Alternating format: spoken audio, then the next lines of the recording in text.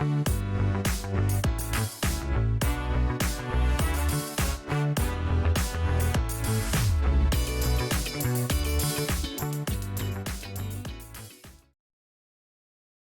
everybody. It's Marian Bailey with the Hip Senior Podcast. I am your host. Today, I am here with Polly Letofsky.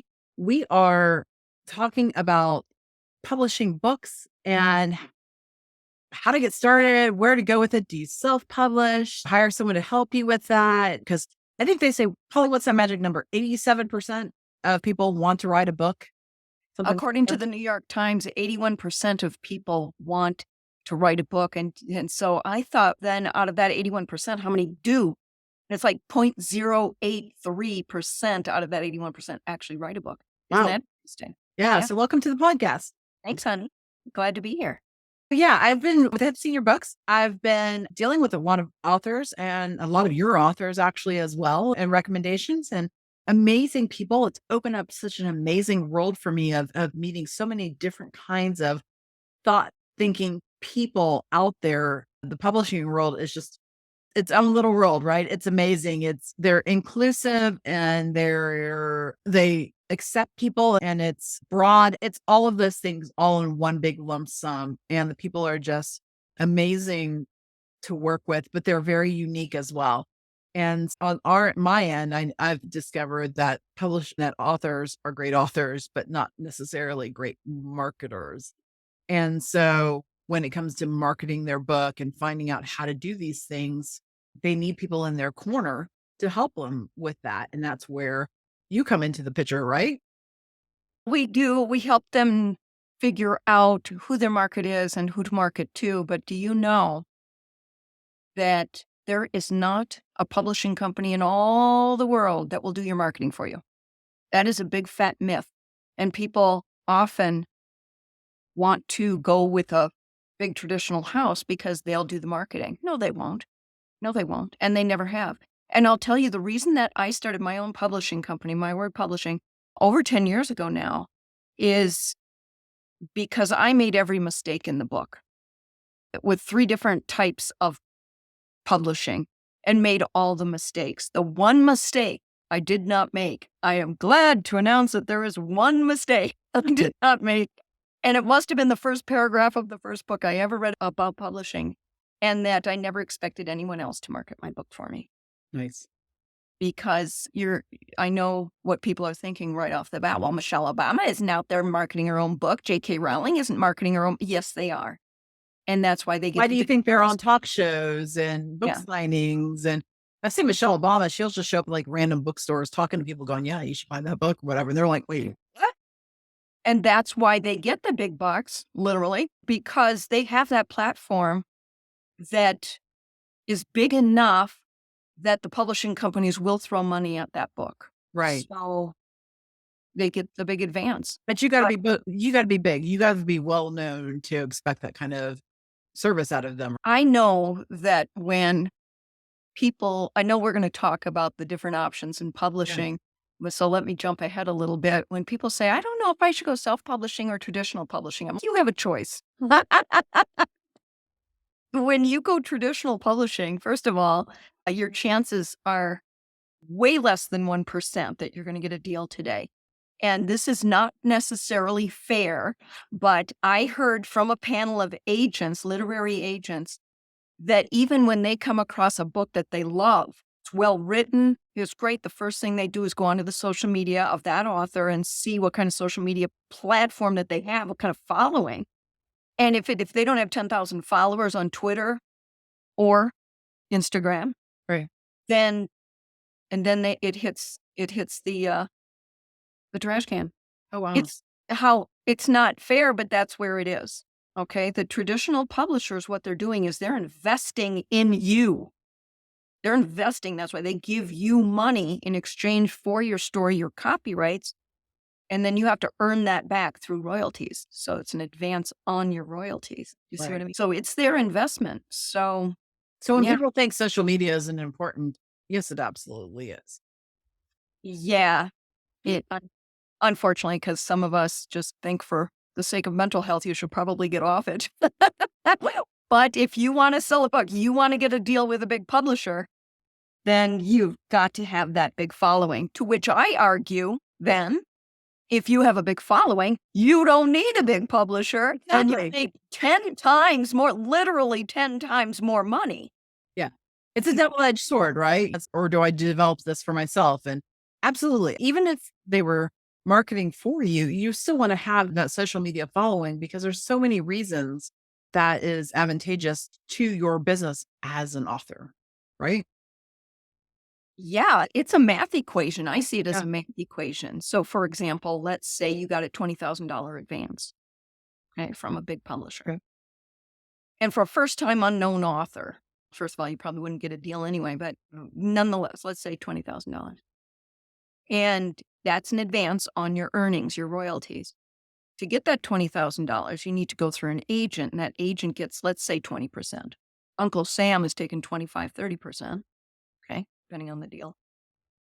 And you actually get, say, $11,000 out of that $20,000, but you have to earn back $20,000. It's a math equation that is not a good deal for authors anymore. It's an antiquated system, and we grew up, and anyone listening to this podcast grew up in that era that you get a big advance and then you're off and running. Right. It's a different world today. So we have every tool available to us to run alongside any New York Times bestseller anymore. Because what's happened in the publishing world is that they are going out of business and merging and downsizing. And so the people working in those, the editors and the layout designers, cover design, they've flooded into the self-publishing world and have gone freelance. So you still have access to that kind of quality and skill set. And you can create a book that can run alongside any New York Times bestseller and make 4 to 10 times more depending on how you publish. Okay, that's funny that you brought that up because I was jotting down a note to ask you about that. And I don't know if now's the time to ask you this or wait until you get into it, but and this is purely my personal speculation that I heard or read on some of the sites that I belong to, that if you self-publish, say through Amazon, that being on the number one bestseller on Amazon or whatever the case may be holds no water to being like a number one bestseller on the New York Times. I would agree with that. Here's where I'd come out on the Amazon bestseller is that it's not a scam, but it is a game. You got to know how to play the game. You got to know how to work Amazon's algorithms. And there are, say, 3 definitions of bestseller on Amazon. 3 definitions. One is number 1 overall. 7.5 million books on Amazon, you hit number 1. Okay. I would beg people not to fall for that. If you pay us $20,000, we'll get you number 1 on Amazon. Stop it. No. Okay. Then there's number 1, which is top 10 in any category.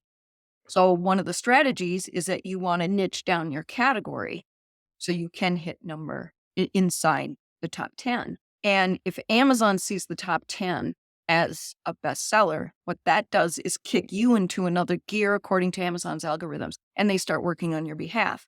So I don't call a bestseller the top 10 in Amazon. I just think that's horrible. Right. But it's a strategy to get Amazon working for you and work those algorithms, right? And then the third definition is to hit number 1 in a category. Is it anything to brag about? No, it's better than being number 2, 3, 4, or 5, but still it's helping the strategy to get Amazon to work for you. It's nothing to brag about, let's say. Okay. All right. So let's jump into the meat of the stuff. If someone wants to write a book and maybe they have a manuscript script for it and they just don't even know in their mind, they haven't talked to you. They don't know the pluses and minuses of going with a publisher or self-publishing or hiring someone like you to help them figure out what their strategy is going to be. So where do they start with this and how do they start doing that and what are their options? Okay, so people come to us 2 different ways usually. One is that they've already written the manuscript themselves. Right. Which we handle one way. And then the other way is if someone comes and says, gosh, I have this story to tell. I have this idea. Usually it's a personal story, a memoir of Okay. something big that happened to them. Is that But the they majority of books these days, memoirs? it's a good portion. Yeah. Memoir and self-help is big. Self-help is very big. I find What's that say about our world? But some self-help books and some caregiving guide books out there for seniors, stuff like that. Like some of that stuff should be memoirs. Just if somebody tells you that, take that to heart or throw it in the trash, whatever you want to do with it. But consider that because sometimes some people shouldn't. But that's a whole different story. So yeah, yeah, and that is something that we talk to them about. We have to explain what memoir is versus self-help that tells personal stories. right. Okay. And so a memoir would be something I explain it like there's one arcing storyline and you don't break character to say, so this is what I recommend to do. Then you're moving more into self-help. Okay. Self-help has some bullet lists and resources and what they suggest to do. That's self-help. But there is something that falls in between there as well. It's self-help / personal journey. So that would be a book, say, about working with dementia. Okay. It's not quite a memoir because they are giving advice, but it's, say, that person's personal stories that they're referring to. So there's almost 3 different versions: memoir, self-help, and something in the middle, which is self-help / personal journey. It's a hybrid. Yeah, exactly. Okay. But yeah, we got carried off in another direction, but Okay. yeah. So if someone comes to us and they have not written it, but they have an idea, I beg them, like I will chain myself to their ankles and beg them to please work with a writing coach, because a writing coach can get them off in the right direction and help you structure the story. Okay. Okay. And then once they're done structuring the story and then get to what we call first draft, then you head into editing. And if someone has already struggled through their manuscript by themselves, usually they're first-time writers. This is the direction I went. I struggled through the manuscript. I'd never written a book before, so what do I know? And then I got done. Then you get what's called a developmental editor. And that developmental editor is a structural editor. These are professional story builders. So now you got to restructure your book, which is almost a rewrite. If you've started with a writing coach, they've already done that structure, so you can skip the development. Right. Do you see what I'm saying? Yeah. So when I say, please work with a writing coach, everyone thinks automatically, oh, well, that's an additional fee. No, it's an instead of fee. If you're working with a writing coach or a developmental editor, with a writing coach, you not only get to skip a development round, but you have someone to talk through things with. And an accountability partner, frankly, a shoulder to cry on. Because when you're writing, let's say, a memoir, if it's a memoir worth writing, there's always a tough point in that story Right. where you need to go deep and you need to be vulnerable. And so you need to talk through that with someone. So it's good to have a writing coach. So I'll get off that soapbox. But anyway, please work with a writing coach. It took me 6 years to write my book. Wow. Because you don't know what you're doing, you lose motivation, you get that writer's block. So if I'd had a writing coach, I could have done it in a year and then been out selling it for 5 more years. Do you see what I mean? So there's that. But the first move people really should make is to understand the differences in your publishing options. Do you mind if I go over those? There are 4 basic options in publishing. One is traditional publishing. And that the pros to that are that you don't have to pay anything for it. You get paid, although honestly, pretty darn minimal when the math lays out. Okay.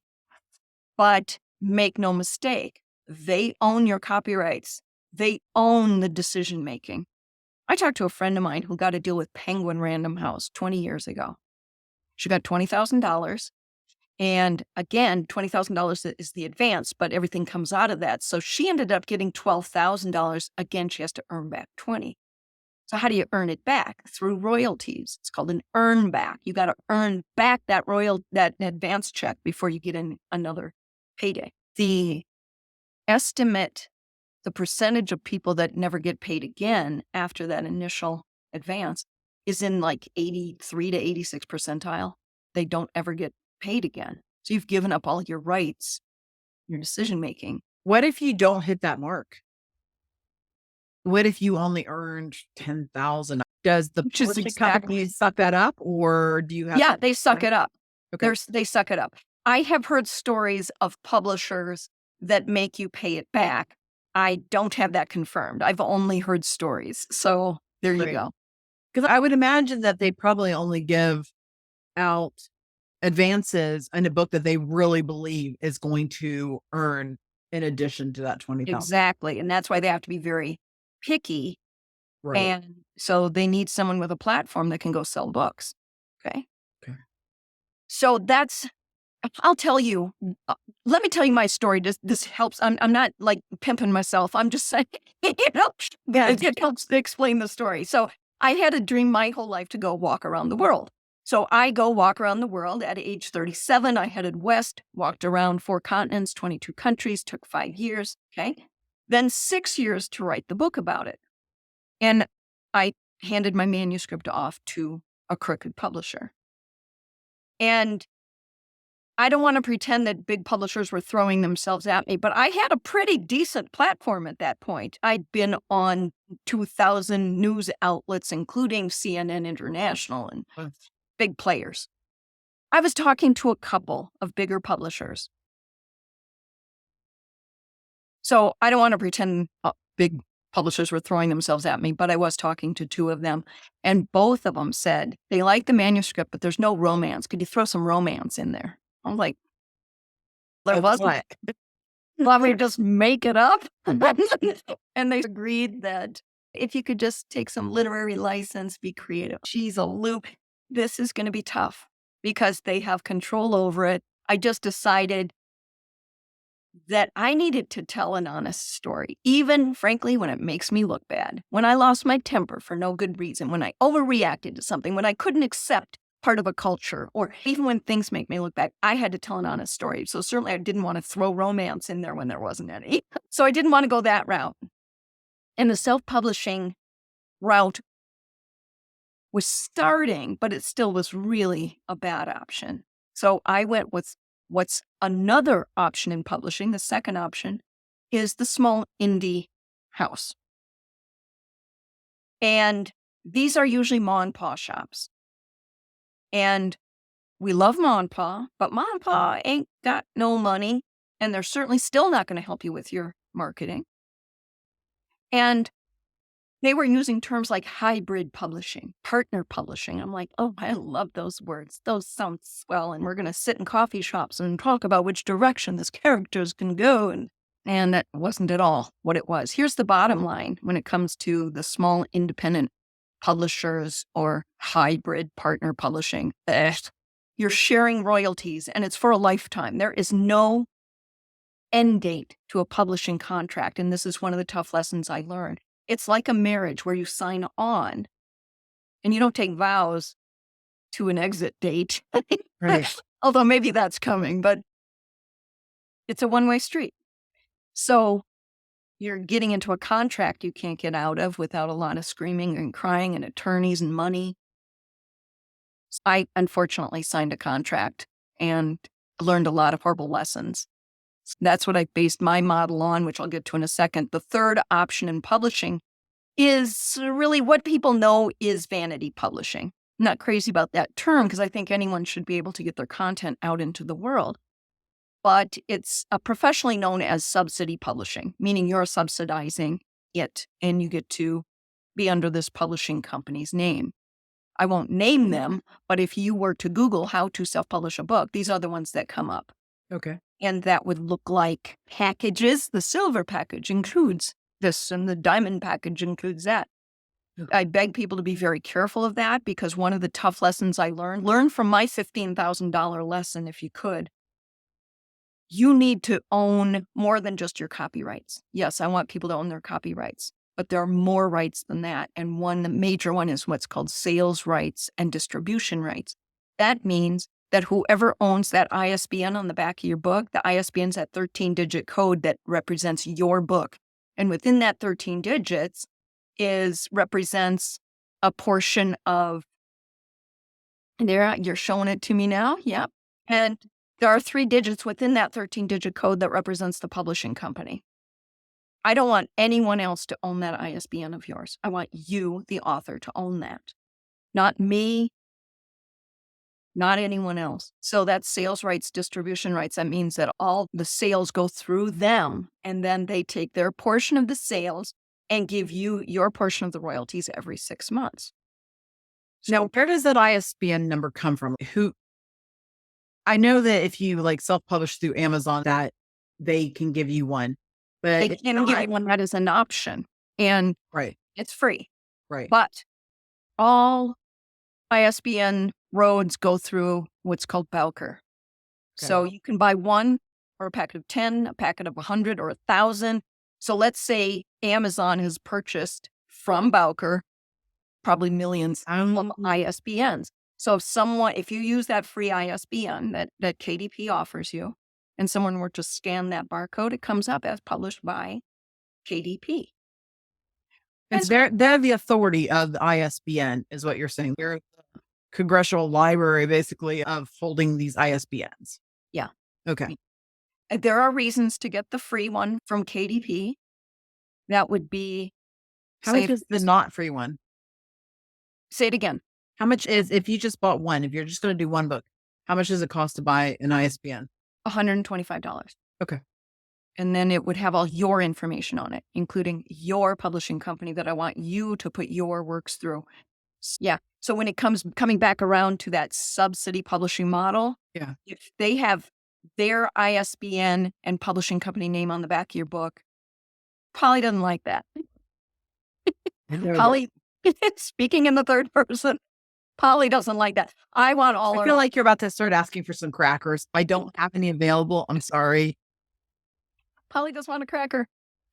Anyway, so I want everyone to own their own ISBNs, and that means really your sales and distribution rights. I want you, the author, to get paid your royalties every month, even if it's 1 penny.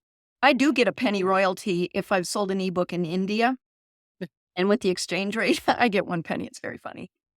But so these subsidy publishing companies, again, that's the third option in publishing. The pros are, I don't even want to call it a pro, but I get it. I get it. I went through that journey where I saw them and I went, oh, that's handy. It's like a menu. I want the cover and I want a layout and I want editing. But the cons are serious. So you don't have those sales and distribution rights. Half the time you can keep your copyrights, but what good are the copyrights if you don't own all these other rights? And that's my $15,000 mistake. Own your own ISBN. Anyway, the fourth option in publishing then is to do true independent publishing, where you, the author, start your own publishing company, which is a sole proprietorship is just fine. And it could be an LLC. But we talk to authors about that. And the fourth I'm option, sure, right? yeah, and the fourth option in publishing is true independent publishing. So that means that everything goes through your publishing company. You start a publishing company that could be a sole proprietorship. It could be an LLC. We would talk that through with you. And then there's the fourth option in publishing, which is true independent publishing. That means you are your own publisher, and that's what you use to put all of your works through, your own business. Therefore, you can get your own custom ISBN and royalties go straight to you. You have final decision making.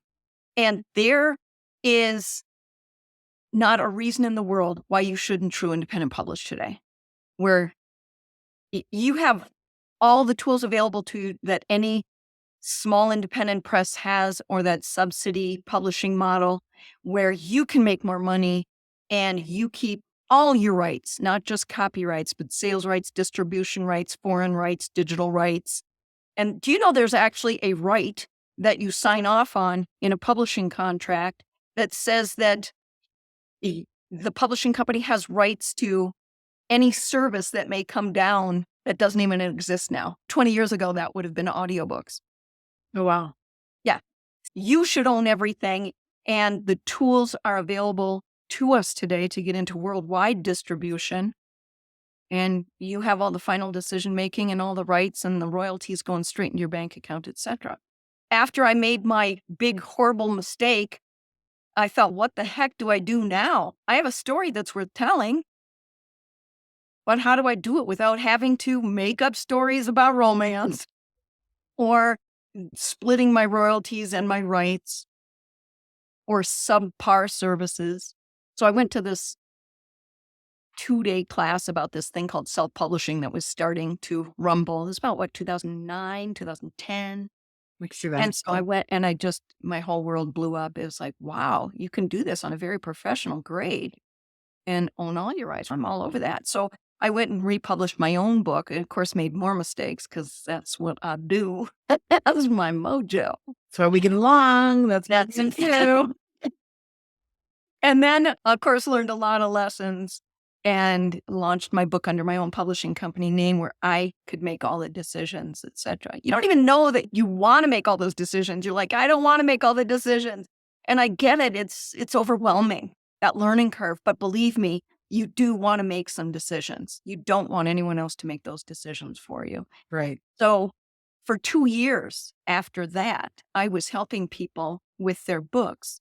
Now I'm creating spreadsheets and charts and lists of people to work with every step of the way and timelines for people, meeting them at the Panera. And as I was watching as authors were making the same mistakes that I did. And back then, Zoom and Skype and all that stuff wasn't as widely accepted as far No. as meetings and stuff. So you were having to go out and meet them and stuff because people were like, ooh, don't want to do Skype. That might be show people I work from home. God forbid. It wasn't that long ago. And I was meeting people upwards of 3 times a week because people were lost and making the same very bad, expensive, even dangerous mistakes. Dangerous in that you're giving your rights away to your life story without even knowing it. I started My Word Publishing, and I remember this woman called me. It wasn't unusual. I was meeting with people 3 times a week. And she said, listen, I heard that you could help guide me through this self-publishing process. I said, yeah, meet me at Panera. I have a proposal for you. And I said, I've been doing this for 2 years. I've done it for my own book. I've done it for my mother's book, but I have never managed someone's project. Would you be my first beta test girl? Because I want to start a company doing that. And I want to see how it would work if I managed a project. Essentially doing everything that a publisher does, but I maintain no control at all, no rights. Okay. Okay. So they've decided, all right, I'm going to self-publish. Where do I go from here? What I know there's Ingram, there's Amazon, all this stuff. All these names are getting passed around in different groups on Facebook and stuff like that. People are still confused. How do they decide where they're going to publish through, what service to use, what keeps them the most rights? I know I have one client right now who has a book. She published it through Amazon.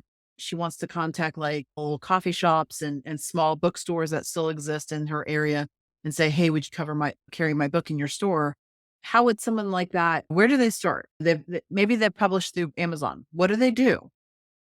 Okay, I want to talk about saying that you've published through Amazon because they are not your publisher. You are your publisher, your company that you're going to start. Okay. And you go get your own editors and your cover designers and your layout designers, and you get the perfect files. Okay. Wait, pause that thought for 1 second. Okay. And so in this course of conversation, I also want you to talk about cover art. Do people judge a book by its cover? Okay. Groovy. Yeah. So you're the publisher. So what does a publisher do? Can we talk about that for a second? A Yeah. publisher is a producer of books. So what does a producer do? The producer is someone who puts all the pieces together. They get the right people involved. They check legalities and timelines and budgets and make sure everyone's working cohesively and you come out with the best product. So that's what a publisher does. And so they're putting together the pieces of the project. Right. So that's what you're doing. And then you're using Amazon's KDP for distribution and printing. They're not your publisher. Okay. The publisher is who puts it together. So you use them, you upload onto KDP. Okay. And you use them for, again, your printer. That's your printer and your distributor, just to clear that up. Okay. Or you can use Ingram Spark to be your printer and distributor. And there are all the debates. Girl, I know the debates. I've been on the panels of who's better, KDP or Ingram. And They have their pros and cons, and I can have that debate with anybody. Bring it on.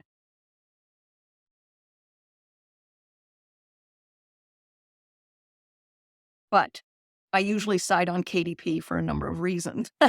Okay. But it's, oh, geez, who should I date? Liam Neeson or Harrison Ford? It's right. And delicious. Both of them probably have their pros and cons. Now we know Polly's types. Yes, please. Send them my way. Anyway, so do you want to talk about cover art? Is that where you want to go? Yeah, I've seen some books out there. People think, oh, the cover isn't really important and whatever. And the saying, don't judge a book by its cover. But I've read statistics that if people look at a cover and they're not interested even in the cover, if it doesn't intrigue them, that they're probably not going to read the backside of the book or even start to read or purchase the book. I have never heard anyone say that it doesn't matter. It is your number one marketing tool. Okay. Number one. So there are shortcuts you can take. You could do a book for nothing today. You could produce a book for nothing today. Is that a good book? I guarantee you it's not. But if I understand budgets and wallets and things like that, but there's places you should not take shortcuts, and getting a proper cover designer is one of them. It is your number one marketing tool. Okay. And it has a job. Everything on that cover has a job. The title has a job. Subtitle has a job. The color and graphics and the design elements all have a job to do. Get a professional, and the professionals are anywhere from, say, $350 to $950. The bulk of professional cover designers fall in that area. Can you get more or less? Yes, you can, but that's the bulk of where you're going to find professional designers. Yeah. What about some of the AI artwork type websites? Can someone go on there and create their own? Yeah, they can. They can. Again, is that going to be is that where you should take your shortcuts? I don't think so. I don't think so. I want to be clear too that we get this a lot. I already have the cover taken care of. I guarantee you don't. Just so people get this mixed up all the time between I have cover art with the cover design. Cover art is only a piece of it. What about the rest of it? Where do you put the title, subtitle? Is there a series name? Do you have an endorsement? What fonts do you use? What colors do you use? Where do you put these elements on the cover? So the cover art is only a piece of it. Do you have that cover art on the front cover only? Does it wrap around the spine onto the back? Let's talk about that. Do you see what I mean? Yeah. So a lot of times people will say, I got the cover taken care of. I'm like, well, I guarantee you don't. So let's talk about what that means. And another thing for that is if you're going out there and you're choosing things on the internet to put as elements to your book that you think, oh, I'm just going to take part of this picture and part of this picture. Trust me when I tell you, I have several friends that are photographers. They know their work. And so if you are cut and piecing things together, don't, because you're going to get sued. Yeah. That's don't steal artwork and photos from the internet thinking nobody will know, because trust me, they do. Exactly. Just because it's on the internet doesn't mean it's fair use. And it can be reverse looked up. You can put a photo in Google and reverse look up photos, and it will show like everywhere on the internet that photo is being used. And that's how a lot of photographers also track down their stuff. Stop using other people's artwork, whatever it is. Oh gosh, we get that a lot. Here's another legality that we have to watch out for as a publishing coach. We have to watch out for is when people are quoting other authors in their book. And they're like, I cited it. It's not a college paper that you're making a profit off of. Right. If you're getting paid for, that's the difference between a college paper and now putting it in a book. Citing it is not good enough. Okay. You need to get permission. Now, there are exceptions. Exceptions are, let's say you're quoting an author from their book. No, you can't do that. And the author isn't even the copyright holder. So you have to get permission from the copyright holder to use any content that's in someone else's book. But let's say that same author is giving an interview and says something. You can quote that. Okay. Book without permission. So the copyright law is all over the board as well. What if the person's dead? They have to be dead for X amount of years. You know? And what happened with again, they might not be the copyright holder. Just Okay. because they wrote it doesn't mean they're the copyright holder. It would be, say, the publisher. And where do those copyrights go after they die? People quote ex-presidents and all this other stuff and whatever. But like you said, check with somebody and make sure you know what you're doing. Because you don't Well, want to get here's sued. the thing with copyright law is that it's rarely black and white. Rarely. It's black, white, and then gray is the huge part in the middle. It's all gray. So did you know the Happy Birthday song, for Yeah, I example? heard that. Yeah. Happy Birthday song just, 3-4 years ago became At the most. available for free, fair use Yeah. domain. It hasn't been. So that's just a really interesting. All these people have been violating copyright rules for thousands of years singing happy birthday. However long old. Yes. So one of the black and white things is you don't use lyrics. Don't use lyrics. That is black and white. You have to get permission to use lyrics. Okay. And they will come after you. And they have more money than you probably as well. And the gray area. And lawyers. You can use the name of the song and the name of the singer, but you just can't use the lyrics. Okay. So you could be writing a romantic scene and say, oh, it's Paul McCartney's Yesterday in the background. Or give an opinion of that song or talk about part of that song that you connected with, but don't quote it. Exactly. Okay. Got it. So there's all kinds of gray area in there, and there are some black and white things. So there you go. Copyright law is crazy. But it's something we do get all the time and we have to watch out for. And frankly, we tell authors that in our very first consultation. Heads up, if you have this kind of thing in your manuscript, you might want to go in and clean that up before you head into editing. Clean it up means get rid of quotes and then you can paraphrase. Let's say in Michelle Obama's book, she says, quote, I love oranges, end quote. That's a quote. But you can also paraphrase. It's widely known that Michelle Obama loves oranges. Obviously, I'm making this up. Maybe she does. We don't know. So that's a paraphrase, and you can paraphrase. But coming full circle back to something you are talking about is the thought leaders. We get this a lot where people want to be thought leaders, but they quote all these other people in their books. No, if you want to be a thought leader, have your own thoughts. Come up with your own thoughts. You've learned from all these people, but cumulatively, they have given you a new thought process. So that's what you should be sharing as a quote unquote thought leader. So I'll get off that soapbox. You're fine. But we get it all the time. Okay. So going back to where to put your book at. Okay. So what are some reasons why people would not want to use Amazon? If you want a specialty item, so let's say print on demand is what flipped the publishing world upside down. Print on demand is literally what it says. You print it on demand. Everyone has probably, whether they know it or not, ordered a print on demand book. It's automated digital printing. You find a book on Amazon, you click it, and they print it and ship it. So gone are the days of the 10,000 orders from big offset printers, and then you got that many books sitting in your garage. And of course, then you find a typo, right? So print on demand flipped the publishing world upside down, and that's what KDP and Ingram Spark have to offer.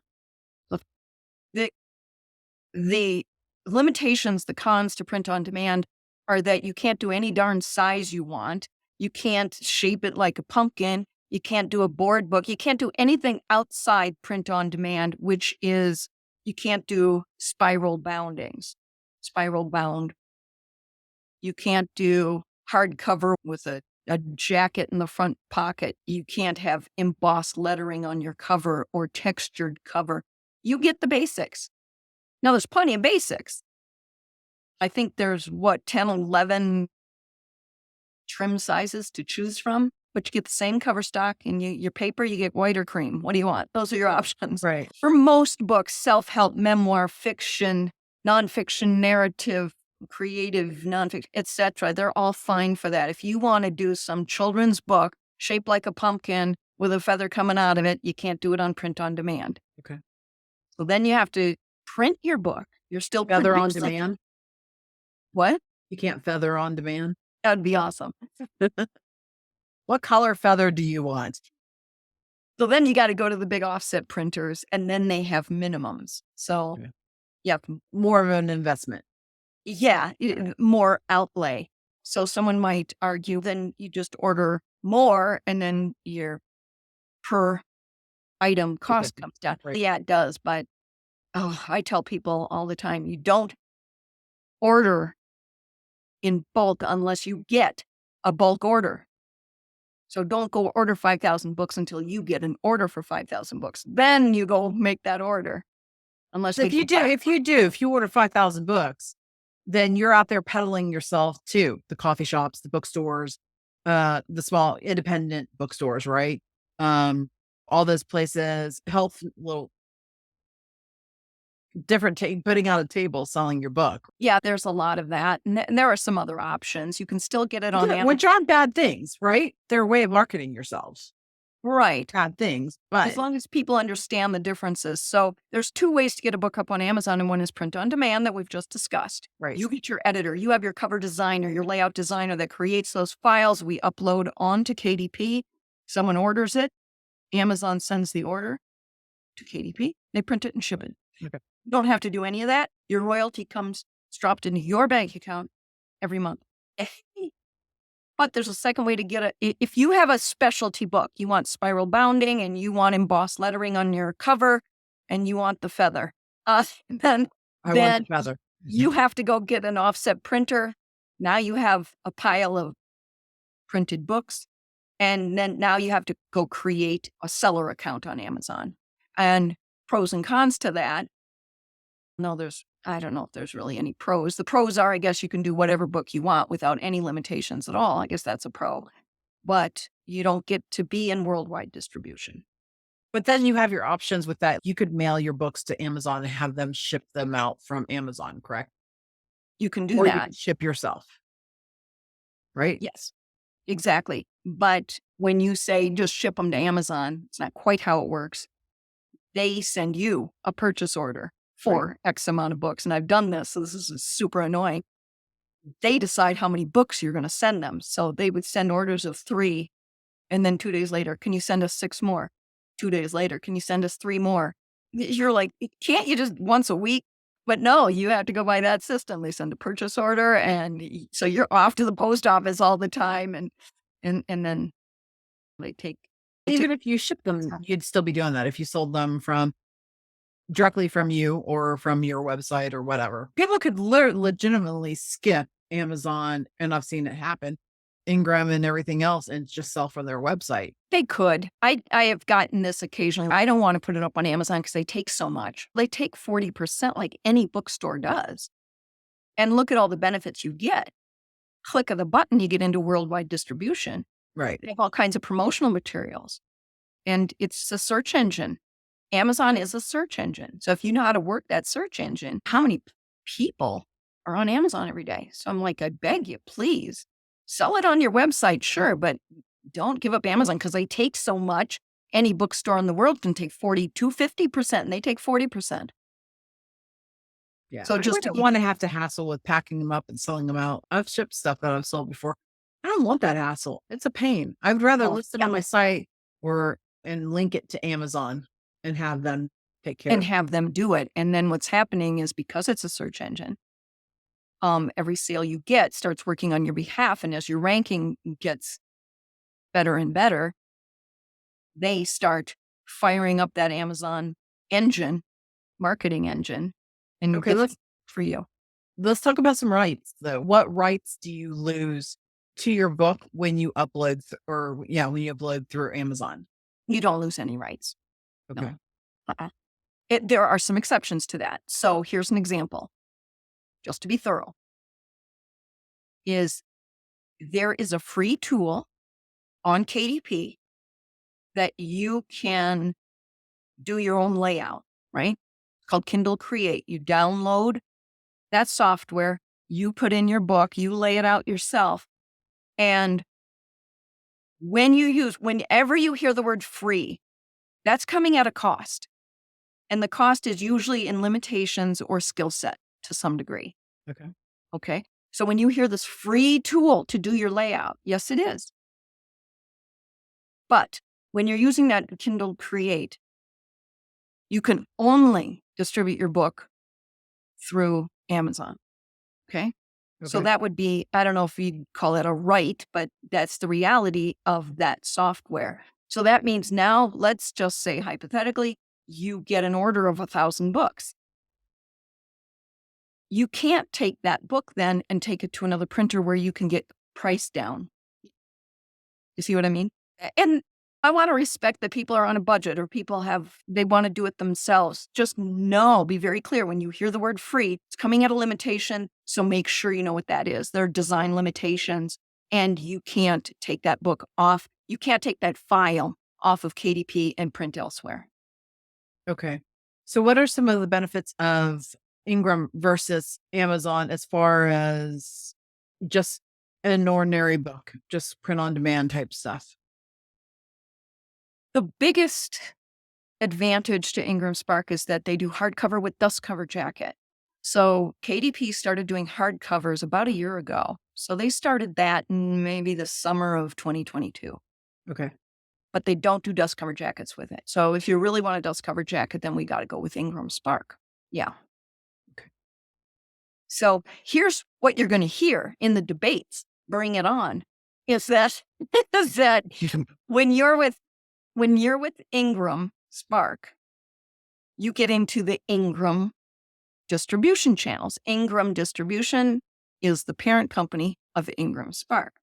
Therefore, you get into X many more stores and bookstores and blah, blah, blah. I'm like, that sounds great. But here's the rest of the story. This is hard to explain, so I've never come up with a succinct way to explain it. But when you're working with KDP, there's a button you can click that says expanded distribution. Do you want expanded distribution? I wish that button that says expanded distribution would just say, do you want to get into the Ingram catalog? Yes, please, because that's exactly what it is. So through Ingram, you click on the expanded distribution and you are into Ingram. Oh, interesting. I didn't know Yeah. that. Okay. So there you go. And the other argument is when you go through Ingram, and therefore you get into all these other channels, then you have more access to more bookstores, more blah, blah, blah. Okay. In theory, I guess that's true. In practice, 74% of people buy their books on Amazon. They don't buy from any of those other places. I say statistically, 74% of people buy their books on Amazon. Okay. But in my world, meaning all the colleagues and the authors we've worked with, we say, how many of you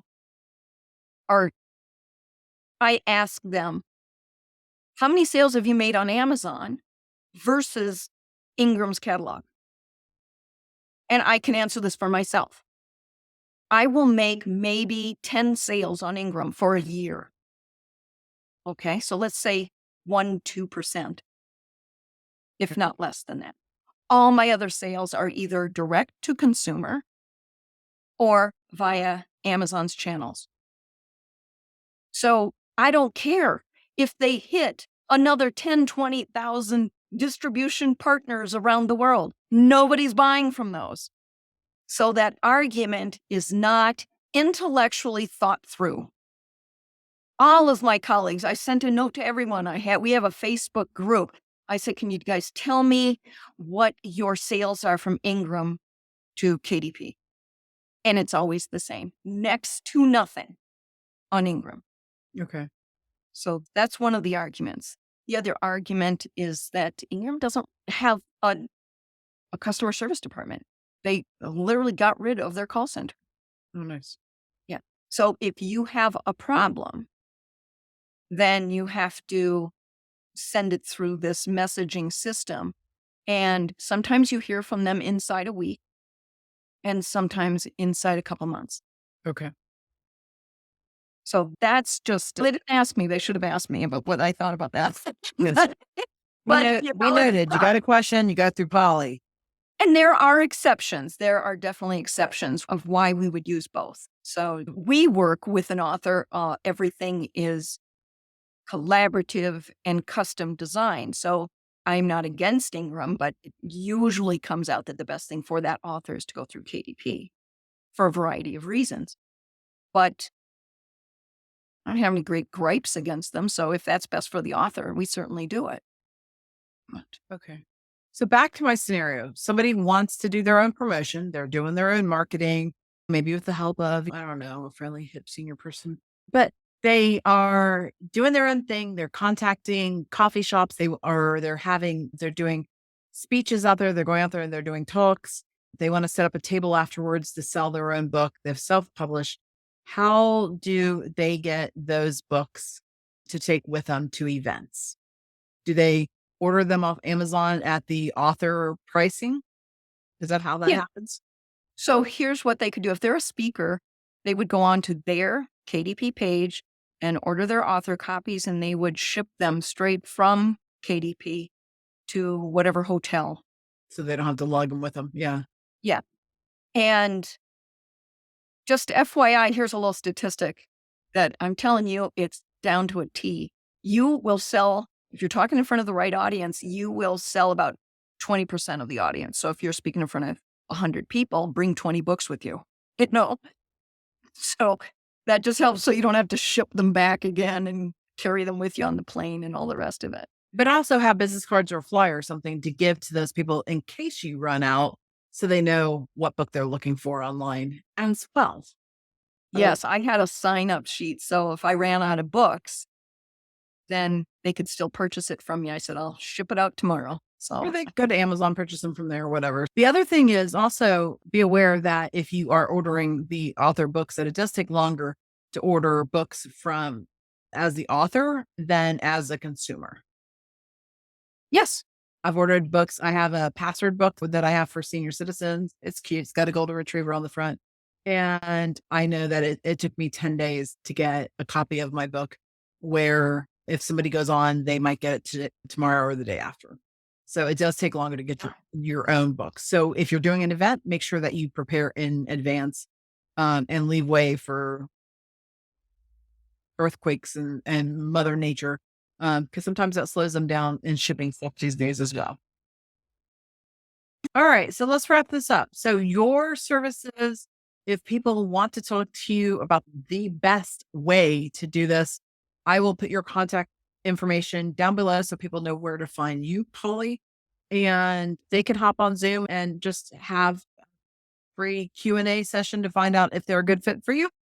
yeah, we would set up a consultation, and you can go to mywordpublishing.com and set up a free consultation.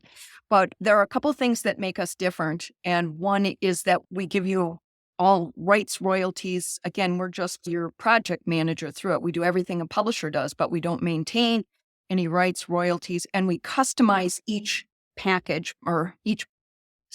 we customize each project. We don't do packages. Packages never work. They just never work. You go to the McDonald's, you're like, I want the number one, but don't put the sausage. I'm making that up because I don't go to McDonald's. Another thing that makes us different is we don't do contracts.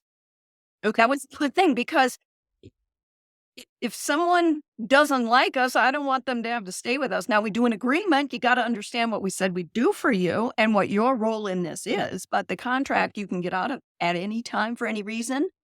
And frankly, we can too if you get abusive with anyone on our team.